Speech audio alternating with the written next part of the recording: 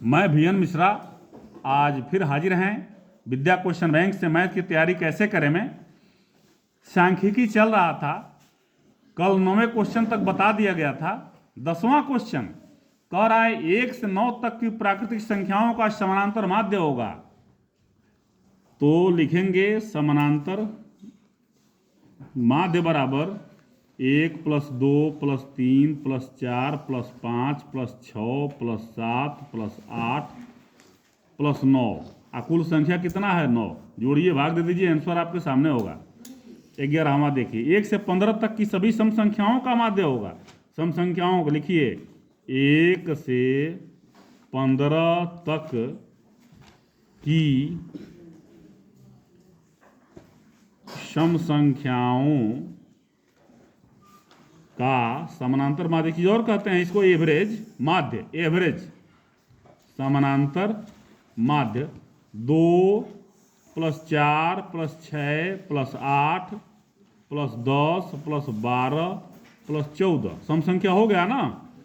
अब बटे 1 2 3 4 5 6 7 7 जोड़िए, 7 से भाग दीजिए, आंसर आपके सामने होगा। देखिए यदि किसी बारंबारता बंटन का माध्य इसी को कहते हैं 20.5 माध्यिका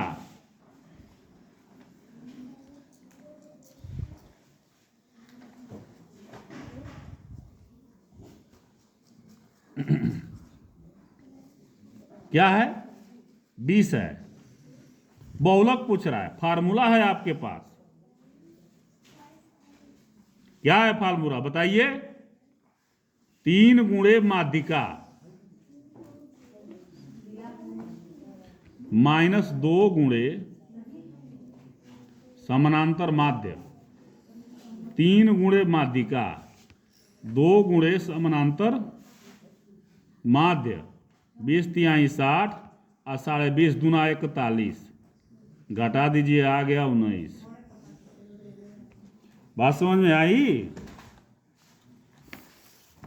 अब समझिए जरा, ये क्वेश्चन देने के लिए तो ये बहुविकल्पीय में दिया हुआ है, लेकिन ये क्वेश्चन थोड़ा सा लंबा है। 2 नंबर 3 नंबर में पूछा जाता है। हो सकता है कि बहुविकल्पीय में भी पूछ सकता है, कोई दिक्कत नहीं। यन प्रेक्षण मतलब संख्याएं, यन प्रेक्षणों का माध्य x। तो आप लिखिए माध्य बराबर सिग्मा x/n, मतलब समांतर माध्य बराबर कुल संख्याओं का योग बटे कुल संख्याएं। ठीक है। अच्छा, अब ये बढ़ा दिया जा रहा है। यदि प्रत्येक प्रेक्षण को सारे जो कुल संख्याओं का योग दिया है ना, तो जितनी संख्याएं हैं उसमें बढ़ा दिया है। मान लीजिए संख्या x1 x2 x3 है, तब माध्य क्या हो जाएगा?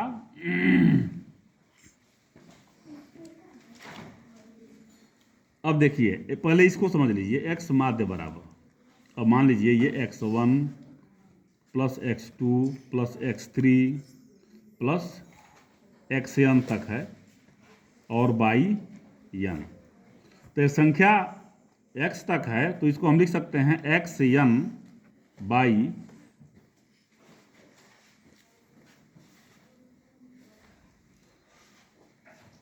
xn। मान ये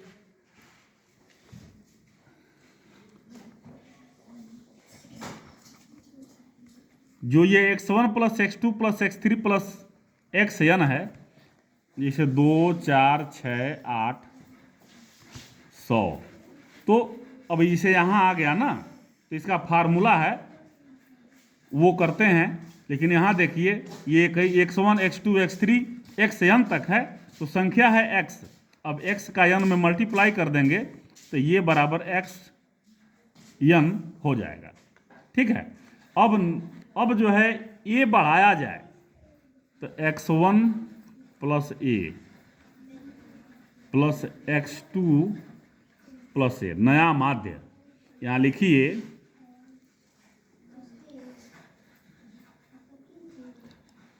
प्रत्येक प्रेक्षण में x बढ़ाने पर नया माध्य बराबर, अब ये बढ़ाएंगे ना कुल संख्याओं का, अब ये डैश डैश डैश डैश आ जाएगा और यहाँ x पे n प्लस ए, ठीक। अब देखिए, और बाई n वो तो वही रहेगा, ये नया माध्य है। अब देखिए बराबर लाइन खींच लीजिए, x1 plus x2 plus xn, यानी x1 plus x2 plus x3 plus dash dash xn और प्लस n a, माने n बार संख्या, ये n बार a है, ये संख्या n है तो n बार जोड़ेंगे इसमें बाई n। अब इतना बराबर क्या है यहाँ nx, n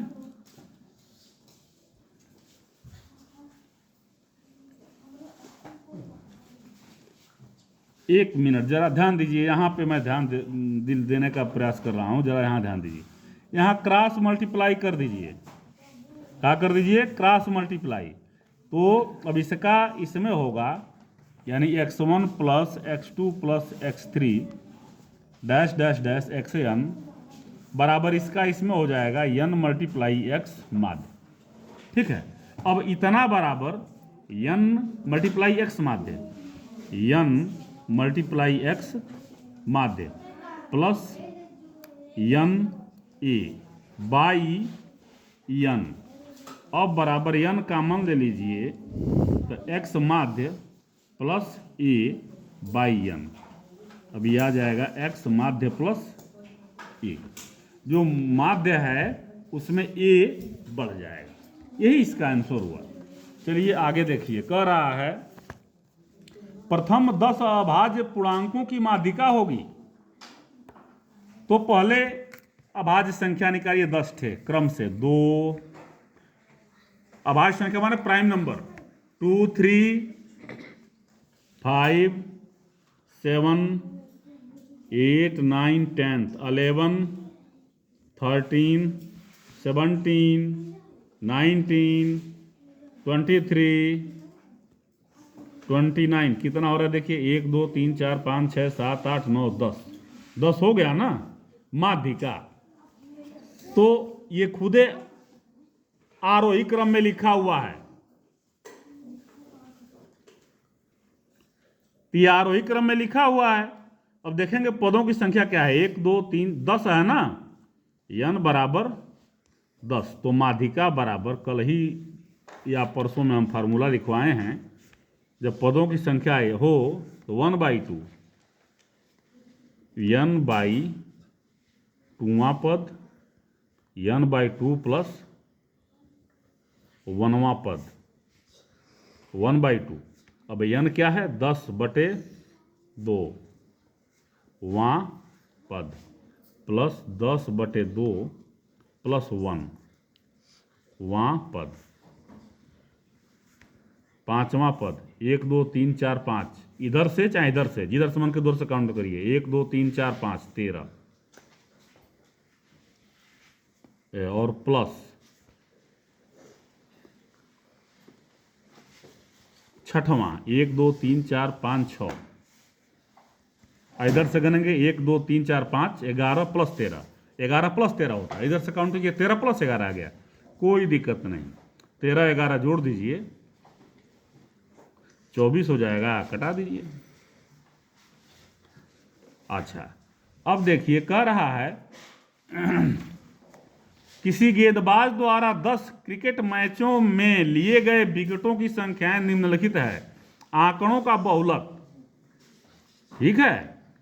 तो देखिए यहां लिखा है विकेट की संख्या, यहां क्रिकेट मैच की संख्या, किसकी बारंबारता, सब कितना मैच खेला है, किस मैच में कितना लिया है। देखिए गेंदबाज ने अधिकतम मैच